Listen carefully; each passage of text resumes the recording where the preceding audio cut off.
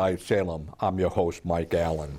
On this show, we examine the behind-the-scenes issues that are happening in Salem with a panel of people with many years of experience in the city of Salem. And joining me today is Teasie Riley-Goggin. Nice being here, Mike. Political analyst. Domingo Dominguez, Councilor at Large. Thank you. Tom Furey, a former school committee member, former Councilor at Large, and current Planning Board member. And Attorney Jim Fleming, former Ward 6 City Councilor, former school committee member, and original panel member of this show, which is originally originated in 1997. Welcome all. Thank you. Okay, some of the topics we're going to be talking about today, we'll be talking about the Crowley Wind Terminal being approved, the strong opposition to Lifebridge, inclusionary zoning, and affordable housing is down in Salem from 10 years ago.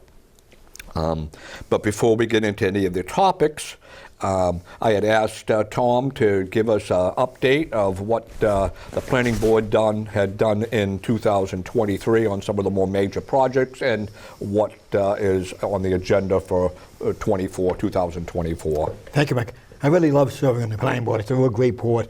It's a nice chairman of the board, good people involved, very professional, high integrity and honesty, and a lot of experience behind them. And how lucky we are to live in the city of Salem. 8 square miles. We have a college, a university, a court system, a hospital. It's amazing, many things like this, SEST going on. With all the development going on, I love serving on the Planning Board because it really makes a difference. And I live in Salem, I have children with the school system. So some of the things that happened this year in 2023, and thanks for giving me the time, Mike, and I love serving on the Planning Board and informing our viewers. 16 to 18 Franklin Street, the old Ferris Junkyard, is well on its way now. Foundations are in all 4 buildings for the Ferris Junkyard, 4 buildings owned by Juniper Point, and it's on the green light. They'll all be townhouses, mixed use, 4 buildings, well on its way to Planning Board and numerous boards. And Juniper Point is where, for those who don't know what that is? Juniper Point is the old part of the Salem Willows. It's the nickname of the old Salem Willows. And the owner of the Salem, this development company Matt is lives down there. Yeah. Lives down there. And that's where what people may commonly refer to as Sestella Lane, is that correct? That would be Satella Lane all the way down to the Willows. Okay. Yeah, all the way down. Both sides, yeah. So Tom, he lives down there. When you said mixed use, what do you mean by that? Mixed use, maybe moderate income, low income, that mixed. Not retail? No commercial, no commercial. Okay, all right. Oh, that's an R ward, all right. Definitely. That passed, that's going now, construction already. Then Mass General Hospital went before us this year for new signage, new front entrance. And you can see it going past on Highland Avenue, brand new entrance to the main campus of Salem Hospital on Highland Avenue. They have the other campus for the emergency room and the Kaplan Center on Jefferson Avenue, the emergency room. But it's all lit up, and they did a real good job showing the people coming into Salem Hospital and where the main entrance is now. They got real smart when they went back from MGH Salem to Salem Hospital. Yeah. They got real smart. Come a long way, long way. Yeah. And the green light's already been given to by the Planning Board this year for the triangular lot on the old Salem, the MBTA station, train station, the triangular lot. And there'll be 4-story residential facilities, mostly moderate income, and very challenging floodplain area. For the lower level will be community centers and community rooms because of the flooding situation. A very controversial area. All the electrical units will be on the 2nd floor. Quick question about that project. Now, that was that was sort of an add-on to the 2 state buildings on Federal Street. Yes. What's happening with all those? part of the same deal, but it's a lot. It's like trying to move a glacier, trying to get a left-hand turn on the Titanic to move the Titanic left. Yeah. Slow process. So this will probably come first. Then the courthouses will be developed. That's going to be very expensive to develop those 2 old buildings. Okay. They're pre-Civil War, doing that, post-Civil War, Tom? and that's going to be. Good question. We really don't know at this point what's going to go in there exactly. No, who's doing it? It's Winn Developers, WINN. Yeah. And they're a nationwide group. Bev. They're doing the Swampscott housing, senior housing, and they're doing it at the Salem State campus too, for the South Campus. Wynn, it's a big developer doing the that developer. On 285 Lafayette Street, on Summit Street and off of Lafayette Street, the old St. Teresa's Chapel, that was affiliated with St. Joseph's Church many moons ago. Summit Avenue. Pardon? Summit Avenue, not Summit Avenue. Thank you very much.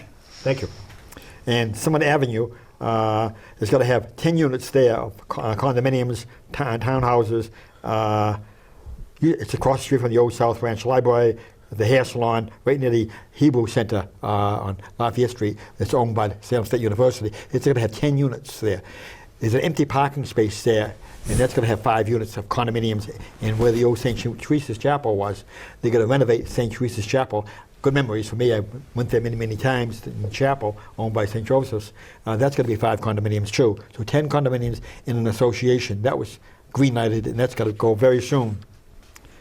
Then the United Fruit Products on Highland Avenue is moving across the street from Polio's Dairy and the storage place in the Christmas tree place. And they're moving across the street. Now you see the whole building is being done right now as you speak. Even in November weather, that's going to have up to 150 employees. That's the old Ingemeade, very controversial property now. Please. Do they bump into each other? The part that they're talking about going to court and Tropical, which is developing? I think they're adjacent. Are they side by side? I think they're adjacent. The back roads, is that part of? Well, Mr. Ingemeade lived there right next to it. He lived right across the street from Polio's, right next to the project. Right. That house is sold.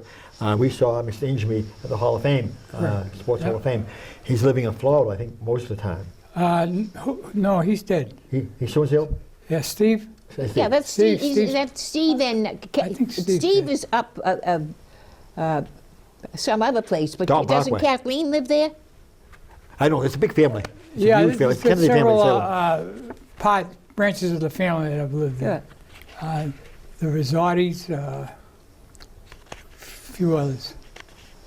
And that's well on its way. That got the green light in 2023. And this is the big warehouse type Big building. warehouse. Yeah. It's a big warehouse. Yeah. Probably 150 employees. It deals with 10 different products. And they currently are operating on the opposite side. Right near Tri-City Sales. Yeah, and a smaller. Right near Pep Boys. Right near Pep Boys. Yeah. But they're going to have a community room that they said they will allow people in the community to use. Yes, from that neighborhood, which would be nice for that neighborhood. It's a very needy situation for a community room in that area. It's nice to have community. Yeah, they're very good on that. You're right. Right. And the Plummer Home for Boys, I have good memories of the Plummer Home for Boys. 2 of my sons, of my 5 sons, lived in the Plummer Home for Boys during a period of time. And the new Plummer Home is going to have a new counseling services, new office spaces by Nicole McLaughlin, the director of the Plummer Home for Boys. Do they call that the Promise, Tom? Pardon? What do they call it now, besides Plummer? The Promise or something? Promise for Youth. Promise for Youth. Promise of Youth. Youth Promise. We call it the Plummer Home for Boys. But it's the old Plummer Mansion, and it's an old Victorian mansion that's lived well beyond its time. That's going to be renovated, and they're going to add on addition to counseling, basketball facilities, recreation facilities. They already do kayaking, and they do volleyball and other things on that beautiful Do facility. they have both boys and girls? Pardon? Do they have both boys and girls? I think mostly boys. Mostly boys. Mostly boys. Still, mostly boys. 2 of my sons were down there. And one of my sons was in 16 different homes. To be in the Plummer Home for Boys is about 16 to 20 different homes. So they're very needy boys. This is their last stand to get a But when promise. they're 17 or 18, They they're were finished, 17, they're 18 out, years old. right? Very challenging age. Challenging. Yeah, So they're out at 18. Yeah, Nicole McLaughlin is the director. She's an angel. And that's going to be a brand new campus on Winter Island Road. Then Bettini's Restaurant on Jefferson, mostly Canal Street, is going to be torn down very soon. And that's owned by the same developer, Juniper Point, from down by the Salem Willows. Right. And Yeah. he's building 4 buildings there, 4 buildings, 4 or 5 stories high, commercial on the first floor, 240 units of low income, moderate income. Right? So that'll be packed. Well, how many low-income? I think mostly 240 low in moderate, low half. half. But that There's a definition, difference between low and moderate. for low income and affordable housing Affordable is housing, based on 240, Salem affordable. or based on Boston. If Yes. we base it on Boston, will not be affordable for the people here. Right. the MAI that we have as a parameter do not really feed I'd like to know salaries. how many units there are that are affordable for people in Salem. Yes. That's a good question. Well, I mean, you can't by law make it No, you for the can't. community. You can't. but, You you know, can't. so that's unfortunate. But we should be thinking in those terms, in Yeah. terms of the planning. Yeah, yeah. Yeah, but I think the selling price, if you noted, it was like 2.58, 2.33, 2.51. It was like $7 million for that piece of property. Yeah. And it's 12 or 14 acres. Yeah. But they can only use like 4 acres. Because of water. Well, because Rosie's of the Pond. water and Rosie's Pond. Right. Right. That's water. And there's another development that's going to go it's in almost in the reality stages. Is 40 Bridge Street, the old Clipper Hotel, Clipper Oh, Motel. really? Yeah. That's a motor that was built back in the 1960s, Yeah. but it's seen its day back. The Clipper Ship Motel Hotel on the, right near the Beverly Salem Bridge. Part one is already done already. It's open. They had a groundbreaking open house, a new large sign. And that's going to be converted to regular housing away from a hotel? no, it's going to be all hotel. Oh, it's going to stay a They hotel, stayed- okay. they asked them, and Hotel. they left it, the motel. Yeah, that's it. Yeah, Amazing, right. amazing. Yeah. Did it over. Yeah. Peter Lutz is the developer of that. The Lutz family's got a good name in Salem. The Lutz family, Yeah. Cabot and Cabot Yeah. Planning investments. And Peter has done some investments in the North Shore, and he's doing that hotel. Half is done already. The second half will be done very soon. And there is 77 parking spaces, plenty of parking in that area, and 27 units already gutted, brand new for the 21st century. So it's a good addition to the neighborhood. Okay. The Clipper restaurant, Clipper. From 8 square miles, it's a busy little Salem. Like going through it. Next year it's going to be interesting too. There's new apartment complexes on Grove Street, the old oil and grease company, on Grove Street, and those are being done by the law firm of Joe Corrente, and we've already seen one building already there on property, and there'll be several other buildings Looks there. like an elevator shaft. I don't know Yes, what it is. Yeah. An elevator shaft. About 4 floors there. Yeah. But Maybe a couple Tom, other did buildings. they ever straighten out entrance and exit, because they didn't have an entrance and exit adequately, 2 exits. And that's a very challenging area, thank you. That's very challenging, that whole area of Grove Right. Street, very challenging. Stop signs and everything else there. So it's going to be challenging. That project has been, how many years? Is it 10 years? At least 10. Or better, least 10. or better. Let's also, they were going to bridge the canal for one exit, or entrance or exit. Are they still going to do that? Which one? Salem Oil and Grease we're going to bridge the canal to the new road. what Yes, I call think the they new do road. too. Yeah. They do? need it, as you say, TC. It's very challenging. Even now, it's challenging. When you have 4 or 5 buildings there, it's going to be even more challenging. But the railroad tracks are still there, are they not? Yes. They go right through Yeah. the property. And that's all part of the a pathway, a canalway, a walkway, a bikeway. Peabody's already under Mayor Betancourt's doing it already. That side of Peabody, we'll be doing it next couple of years on the North River Canal area, a walkway. So it's very controversial, but it'll be very pretty when it's done. I thought years ago the city council passed a restriction with what you could do in that river canal. North River Canal Zone, Yeah. under Mike Benkel, Yeah. Councilor Mike Benkel. And these all conform with These all conform. And, Attorney Corrente is conforming to these standards. He was a part of that. He goes way back too, when the attorney, Mr. Corrente. And one of the last things done was Clark Street. All the homes on Clark Street have been done. Beautiful state-of-the-art homes right behind this United Fruit Company off of Highland Avenue. Nice. Gorgeous drop dead, beautiful Nice, residential homes. nice. Very high-end Single family. single-family home. Beautiful, beautiful. And the North Shore Bank on the corner of Lafayette Street and New Derby Street, right near the Engine House Pizza Place, right across the street from the Salem Fire Station. That's going to be in the fast track this year too, coming up in 2024. And that's where they're going to take was it 1 story now or 2 stories? It's a one, maybe 2 stories now, but it's going to make it 4 stories high. The bank will remain there. The bank. Yeah. New. I was supposed to. I knew. That is community. that project by the CDC. Pardon? The CDC is the one that developed that. Yes. Okay. I thought they found out that the structure they have now was not adequate to build on, because underneath it's built on water. It's all landfill. It's all that whole area. And, South yes, and River the other thing is, landfill. I heard that the bank was not going to be there. I think And they were part of it. right now, what they were have in the area is what? Tent city down there. The tents are all over the place for the homeless.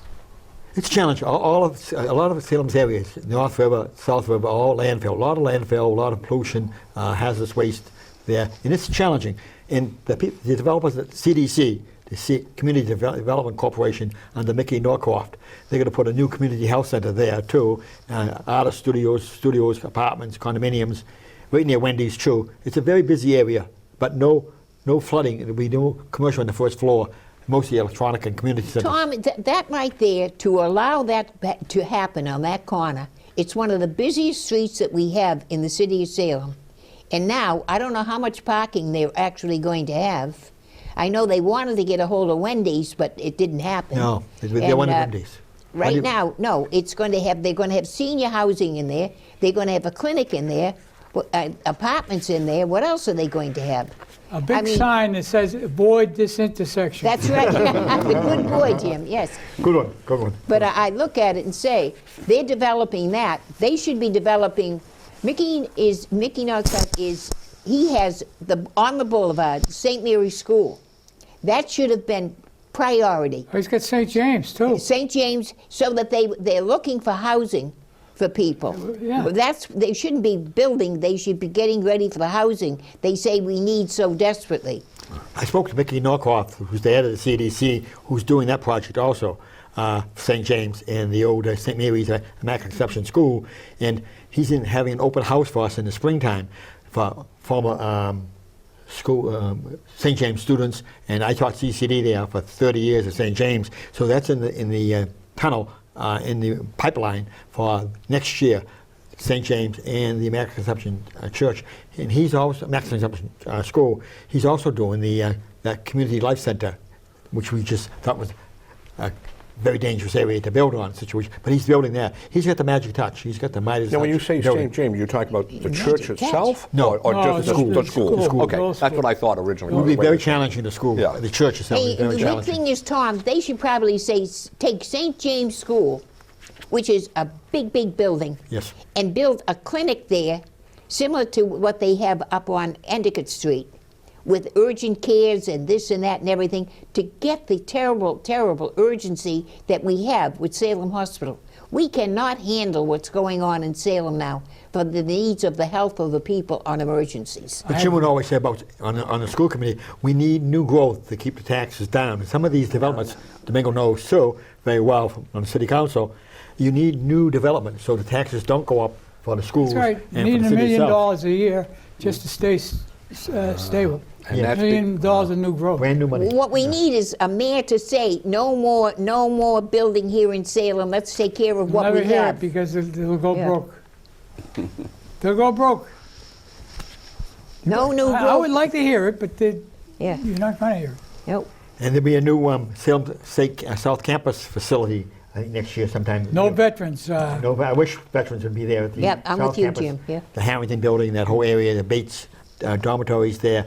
So the South Campus project, which I didn't realize we had gotten to the point in time where it was coming to the planning board, I mean, that's a pretty large campus. That is a large campus. And so any idea what number of proposals they have? That was the old St. Credian's Right, Catholic yeah. school to be a nun. A great school to be a nun for a woman to go into the nunnery.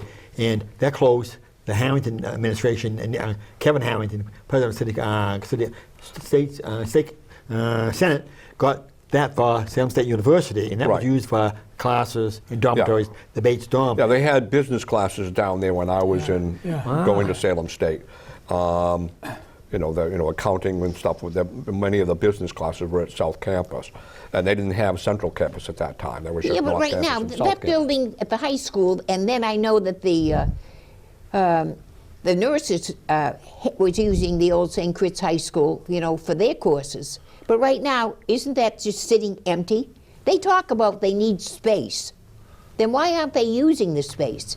Well, enrollment's going down. I think for the nursing, when you just mentioned nursing, I think they'll take over the Hollis Mann School. We are also using some of that space for some of the homeless that have come in either by immigration or otherwise, there's about 60, I think, homeless families over Up there. there. Yep. Yep. Okay. And a new gas station will open up on Highland Avenue, right near Polio's Oh, restaurant. Prime, Right near Prime. La Chapelle family, the La Chapelle family. Yep. Prime. That's going to open up sometime in 2024 as we speak. A new. Did they gas resolve station. the La Chapelle problem, though? I mean, they were going to be locked into their land. There was no way for them to get in or out. You get the Forest River, river nearby area, and you get Richard La Chapelle's family, that house next door, La Chapelle family, and you've got. But that has been settled. That's been pretty well Richard, settled. who is very good to us, taping our shows and giving us copies of it all the time, Richard LaChapelle. Ah, okay. He finally, with an attorney, and they've worked a deal out, so he will be able to So use they his- are not captured on that property then. They can get in and out. Yep. Is that right? Yes, he has it right away Because I now. couldn't believe the company Prime, I guess it's Prime, would not agree to it at first. They were just locking him in. The La Chapelle's fought hard. Yeah, but you know, before, we used to have what they call gentleman's agreement. Yeah. That's now historic. People don't know what you mean by that. So, Okay. a lot of good things happening in Salem this Yeah. year, next year, and I love being on the planning board. It's really Yeah. great. And thanks for giving me the opportunity to speak about the Okay, planning and so board. that's it, what yes. we'll get there. Okay. To go back to my original point, we should stop planning. That's Yeah. right. Okay, so Start using. keeping in the housing sort of vein here, affordable housing in the city of Salem is down to 10.21%, and 10 years ago was at 12.36%. Now, Read that again, couple of- Mike. Could I hear that again? What? according to what I read in the Salem News, it is now 10.21% affordable, what they call affordable housing, however it's defined, it's just, whatever definition they use for it. And in 2013, it was at 12.36%. So a couple of things, That puts it over the threshold. but just barely. We're Just very barely- close just to the barely threshold. over, Yeah, and other developments come in without planning, Right. without any zoning. right, with the only thing that the only board that has any oversight over them would be the Conservation Commission. Conservation, right. And so that's very, very limited what the Conservation Commission to do. that's very close. So we went, and 10 years prior to that, we were, I believe, above 15%. 15. 16%? 15 or 16. Yeah, yeah. So the interesting thing is during the past 10 years, and of course going back 20 years, we have built a ton of housing. Non-affordable. But obviously, it hasn't been a lot of affordable. That's the thing there. But anyways, you mentioned, Tom, that the Bertini's project is going to be mostly affordable and low income. Yes. Okay. Yes. That's really good for that area. We And don't that have the will, train well, tracks. regardless of the area, just in terms of it increases our, again, that's probably going to Hopefully. move that back up again. If the Salem, definitions mesh. Salem is one of. If the definitions mesh Right, yeah. between the statute relative to Yeah, the 10% and yeah. Okay. whatever the developer is calling affordable. Yeah, but I want someone to straighten things out for me, because evidently 1 and 1 no longer makes 2 in my mind when it comes to affordable housing and low-income housing. If apartments are put in someplace for low-income housing, it suddenly becomes with a voucher. Okay. And I'm not against vouchers, I'm not saying that. Yeah. But I'm saying that the voucher makes it affordable, not low income. I see. And so taxpayers are helping to pay for that apartment for either the Salem Housing Authority Good point. or anyone else. Good point. That's Very good big point. time. Yeah, big actually, time. that's, I'm glad you brought that up, because when I originally read the article, that was sort of in the back of my mind, is that if someone, just a private person, had an apartment that would be technically rented to in a low-income statute, it wouldn't count. They don't count it in this thing here. It only counts government subsidized in a way, which I think is a very unusual way to count. Right. Yes, Mike, right there. And it's the same as let's say St. Mary's School on the boulevard. Yeah. If we were not going to build a Dalton or Morenci, why didn't we as a city take over that school and add it to our 40B, stockpile, so to speak? Because now people don't worry about a 40B not being met. They now call it what? A friendly 40B? Yeah. That makes it different? Yeah. Okay. Yeah. No. Okay. So again, in the housing line. Let me just ask a question in Sure. terms of the stuff coming into the planning board and otherwise. I hope there's no tax waivers involved. What's The TIF. TIF? Yeah. TIF. Is there any TIFs in all those projects? I don't think so. But Okay, I hope so. let me just jump in here for 1 second. Thank you. TIF stands for Tax Increment Financing, and it is a way of lowering your current tax bill, even though The you would still be developers the lower of the developer's tax bill, even though the property would be collecting more in taxes than it currently is paying, but it would be less than what the full freight of it would be. That's what it means by tax increment financing. So none of those are TIFs. no. I went to a, We always didn't have, we traditionally did not do TIFs for residential property until bricks, which is a luxury condominium unit. No, we gave one down to the hotel on the wharf. Well, that's a hotel, that's not residential. No, next door to it too. The parking lot the parking lot on the water. Right, but again, that's commercial property. I don't know what it is. As opposed to residential, because a hotel is not taxed. A hotel is not taxed with residential rate; it's taxed with a commercial rate. That's my understanding. So that would, it to is. me, that would qualify for a TIF. To me, it should be, used sparingly for business to drive business in here. Like if we gave a TIF through that tropical products thing to expand in Salem, Yeah. that would make a logical sense because they're going to be paying more. General job. And it's going to keep going up from there. So they're going to start off paying more than what we're collecting now on it, and it's going to go up from there. So it's a good incentive to get them, to make that commitment. And then so that's something that comes in there. But I went to a recent meeting at the Bricks, lo and behold, the Bricks building in the community center, and there was a designation that Salem was one of the first two cities of the 351 cities and towns in Massachusetts. Lexington and Salem got the green light with all the paperwork was put in for all the housing and development along the MBTA route there. Right, well, the MBTA requires us to, housing law. So much housing. let me just talk about that for a moment. Back in the Carter administration, President Carter, we had an energy crisis, and President Carter said, he passed made an edict from the presidential Oval Office that said maximum speed limit will be 55 miles an hour. Well, the federal government doesn't set speed limits and has no jurisdiction to do so, whatever. But and so there is an incentive because of federal money to the and so that's it. To the, so here it is. This to- is my right. point. So here it is. They had, there's many states said, we're not going to follow that. And so Carter said, no problem. If you don't do it, you get no highway funds. And so basically blackmailed the states. Well, the state is doing the same thing. I don't think it's blackmail. Okay, well. That's a very hard term. The state is doing it. I consider it blackmail. I mean, they said we're going to withhold money. When the previous president said any city that declares themselves a sanctuary city, we're going to withhold funds for, everyone was up in arms about that. We're going to withhold funds for someone who does not follow federal law, never mind a presidential edict, did not follow federal law, and we were going to withhold and we're going to withhold funds, and everyone was up in arms about it. Why is it different here?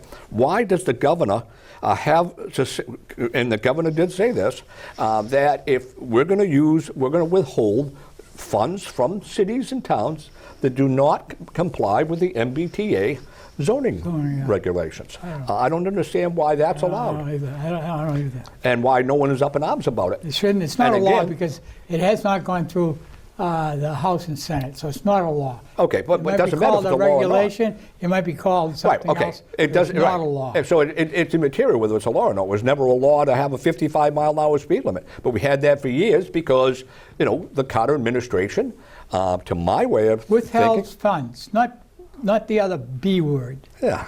Okay. Well, I asked again, when and again we're talking about President Trump. When President Trump threatened to withhold funds to cities that declared themselves sanctuary cities, which mean they were not going to follow federal law, not a presidential regulation, federal law, he was taken to task for it. Yeah, but the only I don't thing is, understand Mike, why that's different.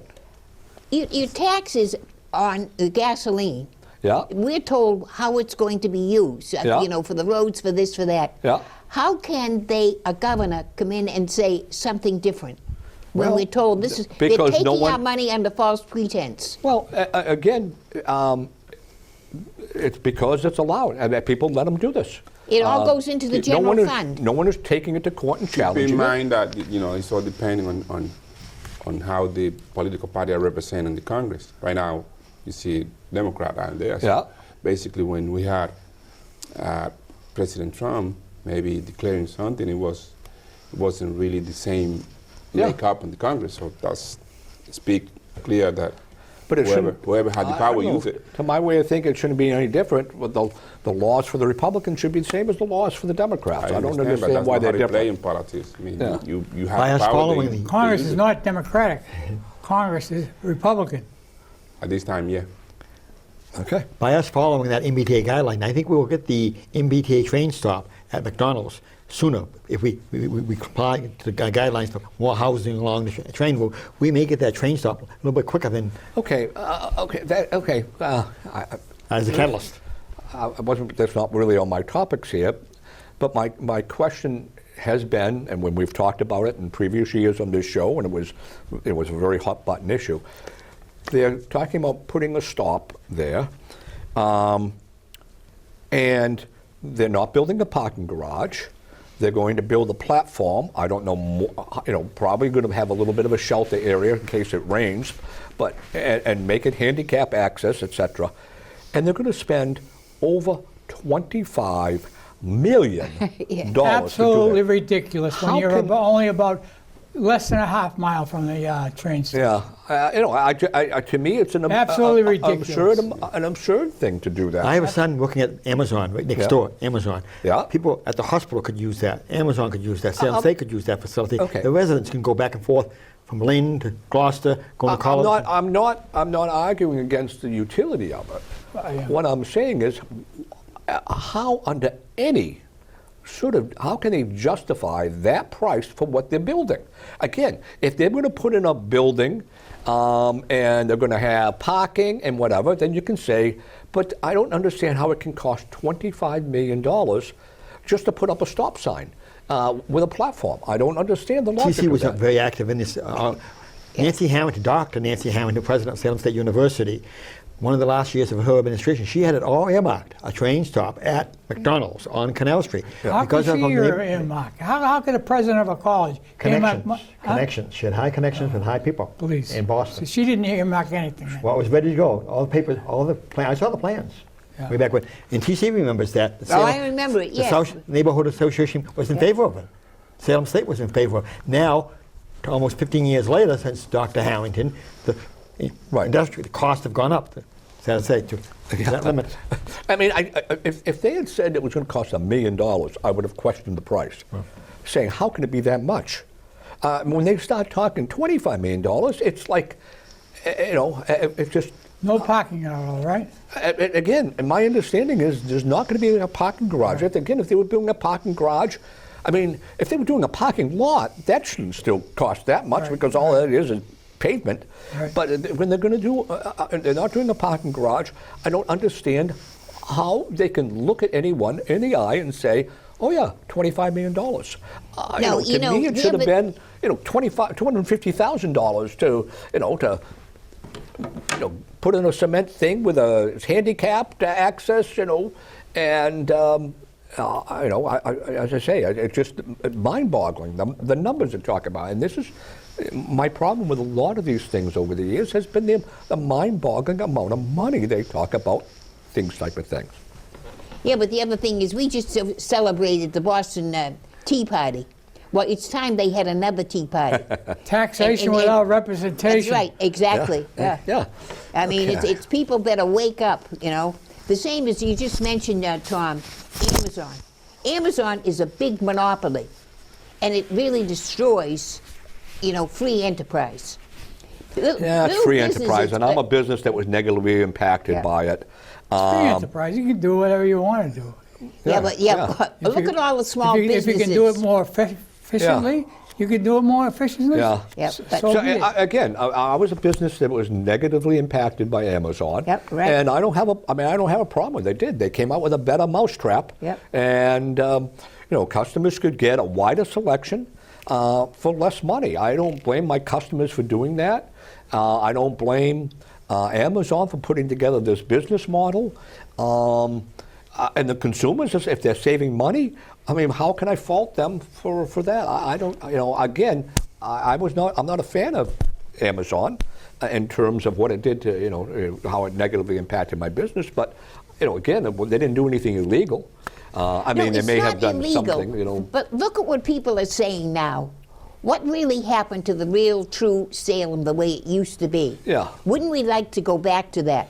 It started with the North Shore Shopping Center. Right. And people going. Well, right now, you've got Amazon, or you've got all of this shopping online. Yeah. Well, pretty soon they're going to, you know, realize that shopping online, that means we don't need those stores anymore. That's right, they're and being that's why wiped so many of the out, wiped out. shopping malls are in trouble. They'll be I mean, Across the take- country. Yeah. Across the country. Yeah, yeah. I mean, there's shopping malls have been abandoned. They're Yep. trying to repurpose them. They're changing them into housing units. Yep. Amazon is taking over some of them as warehouses. There's many of them are converting to medical type facilities and things like that. Yeah, it's Half of Liberty Tree Mall is now utilized by a charity. yeah. I think. And you take a look at like Liberty Tree Mall. I mean, Liberty Tree Mall is like it's empty. compared to what it was in its heyday. I mean, it's I remember. I remember downtown Lynn because I was brought up in Lynn. I don't really remember downtown Salem because when I moved to Salem, that had already started. They'd already had, they started Salem. What did they call? What was it? Salem redevelopment. Salem, where they tore down tons of Yeah, buildings. yeah. I mean, so that was a little before my time in Salem. But in downtown Lynn, we had like a 3-block area. There were 4 or 5, five and dime stores, which is a predecessor to the department store.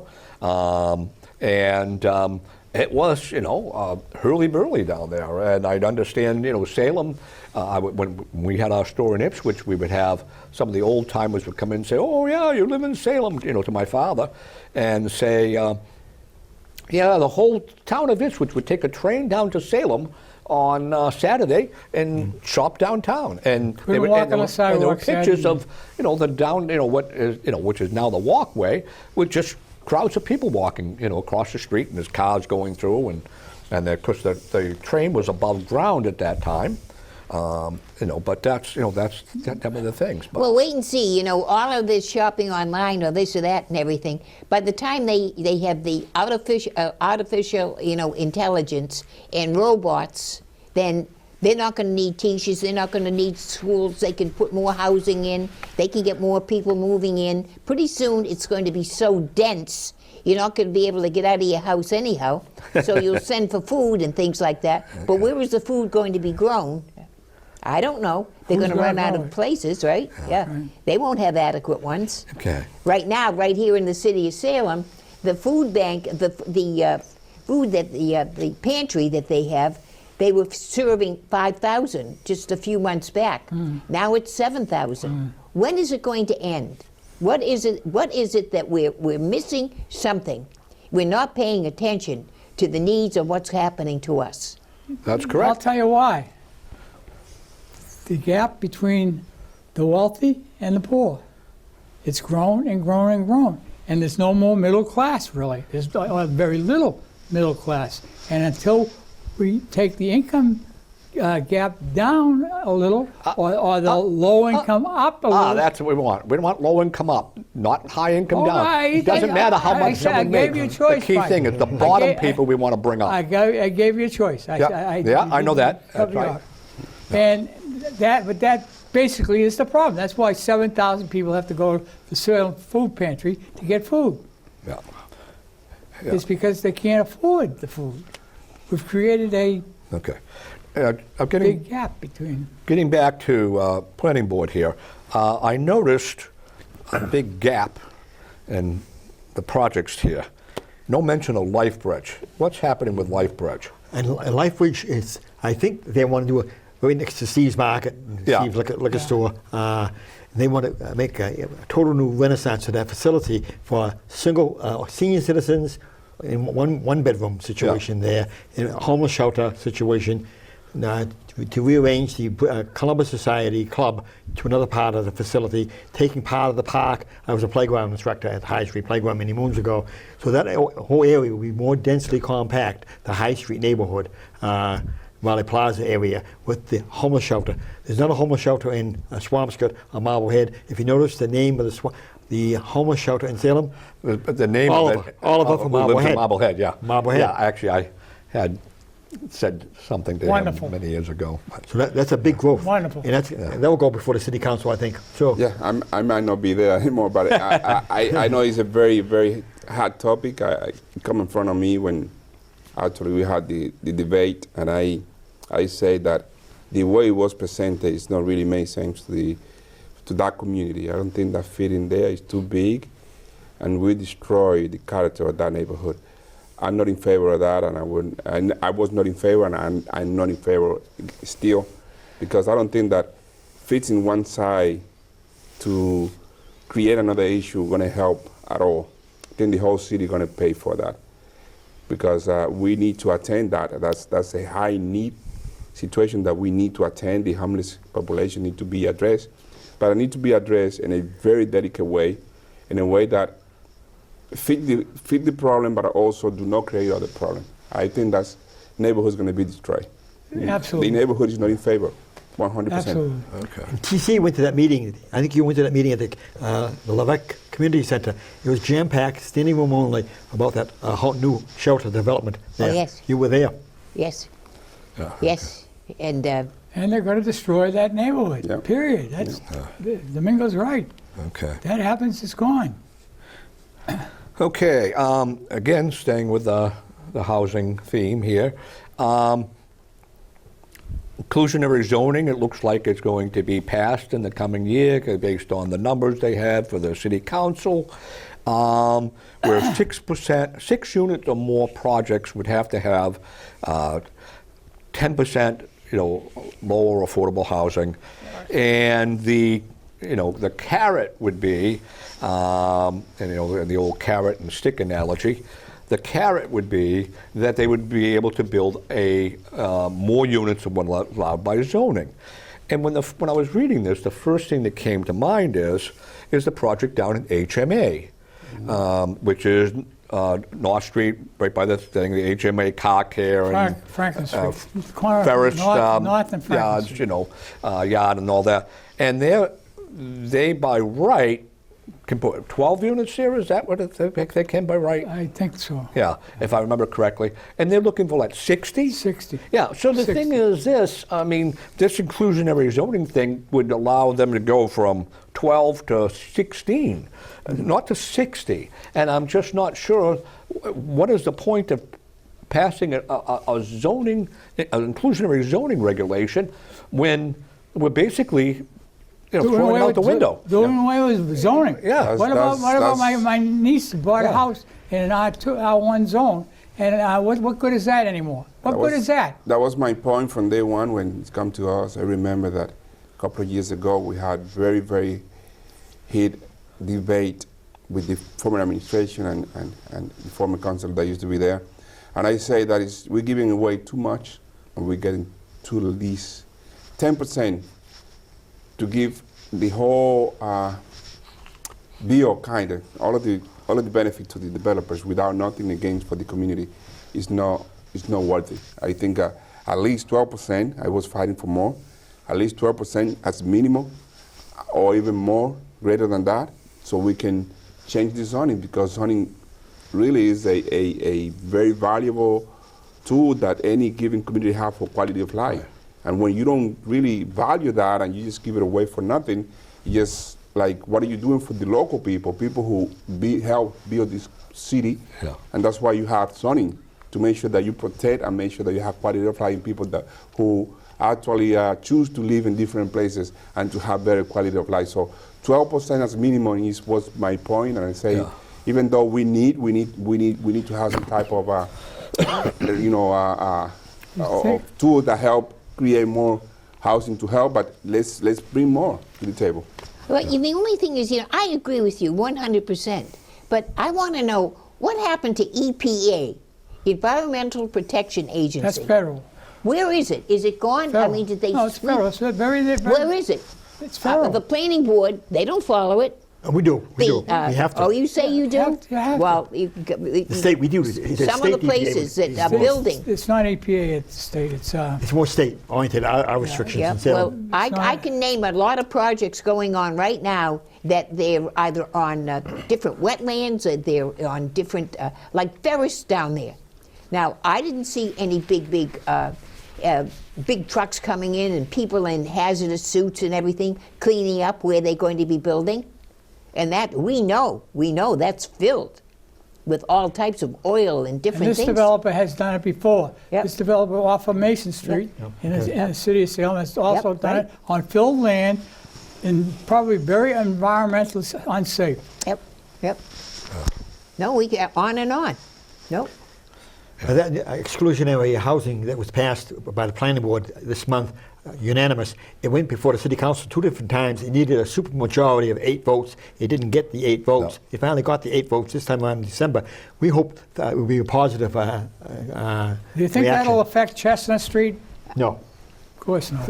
No. Yeah, it's not going to affect Chestnut Street. And again, it gets back to, looking at this project, Ferris, I call it HMA because that's what most people see. They don't see Ferris where HMA was. Is that, again, they're talking about 12 units, exclusionary zoning. If they follow the regulations of that, they can put in 16, 1/6, and yet they're asking for 60. They asked for 60. And they're going to get, we know for sure, they're going to get more than 16. Absolutely. So what is the point of exclusionary zoning if we don't even follow that part? So we're expanding our zoning, we're loosening it, but we're not even following that, we're loosening it further. And not by an insignificant amount. We're doing multiple times, not a few percentage more. Not like we say they can, if they do this, you can get 16%, and we're going to give them, 16 units, and we give them 18. I mean, it's 5 times the amount of what is allowed by zoning. I That's don't. one tool in the toolbox to help this housing situation. If it helps one person, it can be positive. Well, you know what would help one person? It would help lots of people if we took and allowed 10-story buildings. Is that what we want to do? I mean, I took my house, which is on 3,000 square feet. Well, we can make each apartment is 3,000 square feet, which is a big apartment, and go up 10 stories. I can put 10 units of 3,000 square feet, luxury apartments, right on my property, if I can go 10 stories. So I just don't understand, where the limit is You're for in this. trouble. Yeah, what do you think is happening in Florida right now? Why do you think some of these buildings are collapsing? Because they're built on water too, the same as we are, and sand, that's all. Yeah. Hey, but on one thing before it gets too late, we have traditional things that we always did in Salem that we no longer do. But I would like to mention right here one tradition, and that is the gift giving at Christmas time that people give when they make things and share them with other people. I would really like to say, Mike, right here on our show here, to Marie and you also, that we're sitting here and we were recipients of a nice tradition, a big box of more different cookies than I've ever seen in my life.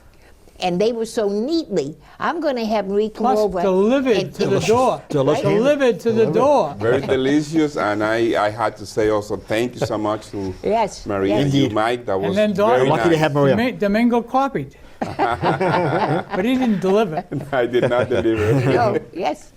Yeah, that's what he Okay. said. And yes, and Well, Mike thank and you for Marie the delivered compliment. them. Yeah. They Maria delivered them. was wonderful. Yeah. Really, really wonderful. Yeah. Very appropriate to say that you actually do it every year, and that's make a lot of Yeah. difference. My wife and my kids, they love it. They say, Yeah. I love those cookies, and a great tradition. Thank you so Thank you, much. Mike. Yeah, thank you. Thank you. Yeah, but it was a big box, and Thank you, you know, Maria. I said I should have you over to straighten out my closets because this box was done so neatly. No space was left and it looked so neat, right? I said, And then there was a map. yeah. Well, All thank right, you. just wanted to get Appreciate that that. in We'd there, yeah. like to say thank you for doing the show. Yeah. Getting back on topic here, and I'm not going to finish all my topics in here, but one quick thing, congratulations to Salem High School football. I yes. wanted to say that, absolutely. Yeah. I was there. Jim and I were there. We sat next to each other. And Tom We was there. sat, yeah. Yeah. And it was a big accomplishment Yeah. making that after 25 years. Yeah. Haven't been there for 25 years. Yeah, That's great. But that And was- Cindy Napikowski and the band, Salem High School band, performed the national anthem, and at halftime, amazing performance. Believe Cindy me, it was, Napier. Okay. it was great. It was absolutely great. I And- even went to the practice before that. yeah. The practice out in the parking lot. Yeah, and segueing from the band to Cynthia Nepierowski, you had written a letter to the editor.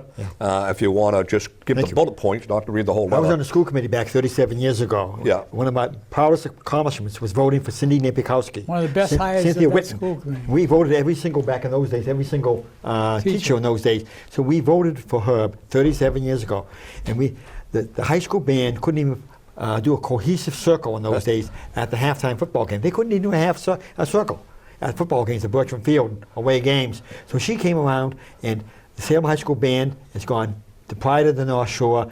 It's gone to Carnegie Hall 3 times. They're going to New Orleans in April, the band.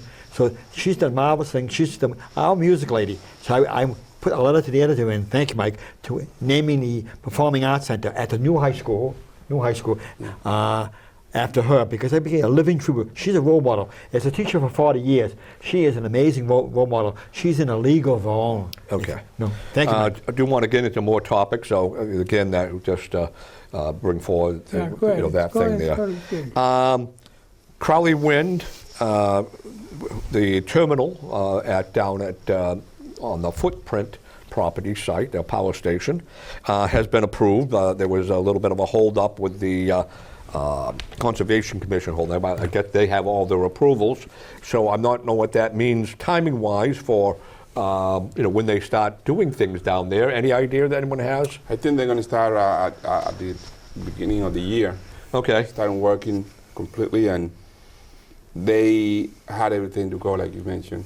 And I think that project, I had the pleasure to vote, my last vote on the City Council on favor. And I think even though it can be better, it is what it is. It's in front of us now. It's going to bring some alleviation, tax alleviation to the city. And it also going to bring some program that are going to help our youth to get employed by that industry. So I'm looking forward to see the process. I'm not going to be in the City Council anymore because, as you might know, In spirit you will. it's my last, Yeah. my In last spirit you vote. will. Actually, it's going to be tomorrow, my last meeting. But I'm looking forward to see the process. Okay. And give credit to Jim on the school committee with Crowley. A lot of the students from Salem High School will be going down to Crowley, and vice versa. Crowley will come up to Salem High School, teaching them job skills. Good learning 21st experience. century, yeah. Great. Thank you very much. Thank you. Okay. Okay. Going to do a few quick hits here. Second phase of Salem Willows improvements are going to be done in 2024. This is something that we talked about, and they're going to have a pier that is going to be handicap access, which the last one was not. And you were on the city council when they voted that. Yeah, I was, and I'm very happy to say that Cindy, who is the new city councilor-elect for Ward 1, she's very active in the community, but she's very active in anything that had to do with the Willow. Yeah. So she's going to keep everybody informed. I have no doubt that she's going to be a great councilor, and I think that she had all the information. She already had a page where she informed people in the process. So very happy for that. Okay. Do you have any idea, this new pier that they're building, is it going to be another wooden one, or are they going to use some steel structure now? I think it's a combination of both material they're going to have. Yeah, According to I tend to think Yeah. that they're going to use, some concrete and, Yeah, pilings because and things like that. I watched for how many years is that pier is gone? Yeah. Gone. Yeah. Right. Yeah. Okay, real estate taxes in Salem on residences going up 4%, or $285 per for the average household in Salem on their tax bill this year. We have a 2.5% cap. And less than 20% vote in the mayor's race. Yeah. It's unbelievable. Well, again, we have many people of which in Salem now, which the tax rate makes no difference to them. The gap. Yeah, gap. Right. yeah, because we have Income many gap. people that are, are in, who are on subsidized housing, and regardless of what the taxes are, it doesn't come out of their pocket. So it's unfortunately there was a philosopher approximately 200 years ago who basically said Before my time. that. What's that? Before my time. Yeah. And where he said that a democracy can only work until the majority realizes they can vote themselves out and raises out of the largesse of the others. And we're getting more and more like that nowadays. That's one of the problems with with our tax policy, that it's But Mike, that way. the people that are on Social Security, every time that they get a little raise, they go up on Medicare and they take that raise away. That's right. That's So right. these people are It just never disappears. getting any extra money. Yeah, it just It's wrong. disappears. Right. Yeah. Well, I mean, again, it's Years fake ago, money anyway. years ago, the town used to pay that. The town or city used to pay that Difference. Medicaid insurance. Yep. And a raise in Social Security meant something. Yeah. No longer. Right, that was done under Driscoll, I believe, in Salem, wasn't it? No, When that changed? no, it's okay. longer than just. Okay, for some reason she did something where she Yeah. forced. This goes back in the 80s. Yeah, okay, that was okay. Didn't realize that. Okay, on the ballot next year, it looks like we're going to have a ballot question whether or not we should continue MCAS or not. Out. Jim, you were on the school committee. How do you feel about that? I've been vacillating for years with my friend Brendan Walsh. I say that when it came in, we needed it because we needed a yardstick to know how improvement is with our children and what the teachers were doing. Now, though, as I see it, it's a barrier to a lot of kids because people are being taught to the test and not taught what they should be taught. And so I'm going to vote against it. I'm